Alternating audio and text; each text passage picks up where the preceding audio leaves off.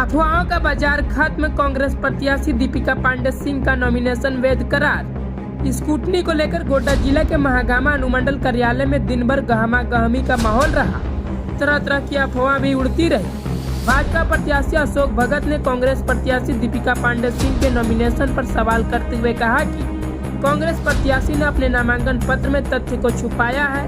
2020 में आदिवासी उत्पीड़न का एक मामला है जिसे उन्होंने नहीं दिखाया।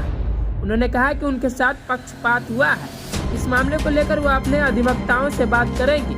वहीं इस मामले पर कांग्रेस प्रत्याशी दीपिका पांडे सिंह ने कहा कि भाजपा कुछ भी करके चुनाव जीतना चाहती है। जिन तथ्यों के आधार पर भाजपा प्रत्याशी द्वारा नॉमिनेशन रद्द करने की मांग की गई है वो आधार बनता ही नहीं है।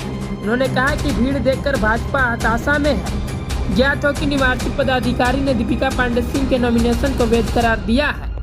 देखिए, 2020 में एक आदिवासी उत्पीड़न का मामला माननीय दीपिका पांडे जी पर हुआ था और ये मामला में इनको क्लीन चिट नहीं मिला है, लेकिन अपने ये एफिडेविट में, अपने नॉमिनेशन में इस क्रिमिनल एक्टिविटी को इन्होंने छुपाया था। तो हमारी मांग थी कि कर्नाटका हाई कोर्ट का जो आदेश है और जिसमें नॉमिनेशन को कैंसिल किया जाए और एफआईआर दर्ज किया जाए। लेकिन यदि यही कोई साधारण कैंडिडेट रहता तो आज उसका नॉमिनेशन भी कैंसिल हो जाता और उस पर एफआईआर भी दर्ज हो जाता।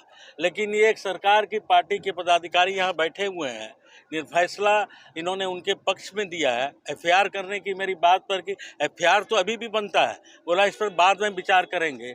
इससे तो यही प्रतीत होता है कि आदिवासी के अत्याचार का मामला जो क्रिमिनल मामला है, इससे इस निर्वाचित पदाधिकारी सहमत नहीं हुए। मामले को देखते हैं कहाँ तक ले जाएंगे। सर, आप एक सशक्त कैंडिडेट हैं, क्या लगता है पक्षपात हुआ आपके साथ? निश्चित रूप से पक्षपात हुआ है, क्योंकि एक साधारण कैंडिडेट कोई खड़ा रहता, निर्दलीय रहता और उस पर यदि आदिवासी उत्पीड़न का मामला रहता, आज उस पर एफआईआर भी होता और उसका नॉमिनेशन भी कैंसिल होता। आगे क्या करेंगे? आगे देखते हैं, अपने वकील से सलाह करके। जो सर, आप पर ये अफवाह फैलेगा कि आप एक सशक्त कैंडिडेट हैं, आप ऐन मौके पर ये सवाल उठाकर आप अपने चुनाव को कमजोर करना चाहते हैं। देखिए, मामला आदिवासी उत्पीड़न का क्रिमिनल मामला है। ये मामला कानून के तहत उठाने का मामला है। कोई न कोई तो कानून का मामला उठाएगा। तो मैं भारतीय जनता पार्टी का प्रत्याशी हूँ। ये मामले को उठाए कि आदिवासी अत्याचार के मामले पर और इन्होंने संज्ञान नहीं लिया, तो इसको हम लोग देखेंगे आगे कैसे क्या करते हैं। चुनाव आयोग पर ही सवाल उठा रहा है। मैं चुनाव आयोग पर, हमें इस मामले पर जाएंगे अगले, जहाँ तक अपने वकील से सलाह करेंगे और फिर उसके बाद देखते हैं क्या हो सकता है। को लेकर क्या हुआ कि देखिए, ऐसा है, भाजपा कुछ भी करके चुनाव जीतना चाहती है। जिन तथ्यों के आधार पे मेरा नॉमिनेशन कैंसिल कराने का प्रयास किया जाता है वो तथ्य बनता ही नहीं है। हमारी अनुपस्थिति में एक ऑब्जेक्शन भाजपा के प्रत्याशी ने दिया, मैं आकर के वापस उसका जवाब दी।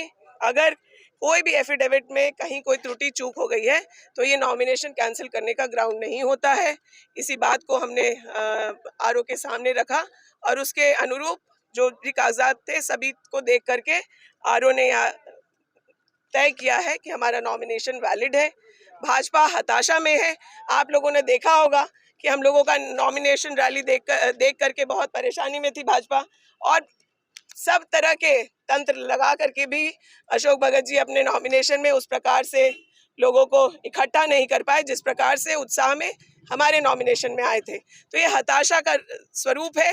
लगातार अफवाह फैलाने का प्रयास किया जा रहा है और एक ऑब्जेक्शन देने पर जब तक यह तय नहीं हुआ था कि मेरा पेपर वैलिड है कि इनवैलिड है, पूरे इलाके में यह भ्रम फैलाया गया और मेरे कार्यकर्ताओं का मनोबल तोड़ने का किया गया।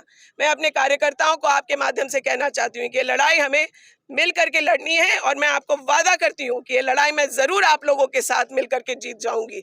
जनता हम लोगों के साथ है, जनता का आशीर्वाद अपने साथ है और ये जो भाजपा का अफवाह तंत्र है वो इस हद तक गिर रहा है कि कहीं रुंझी में बताते हैं कि कब्रिस्तान तोड़ करके आलू गोदाम बना दिया गया, कहीं मूर्ति टूटने की बात हो रही है।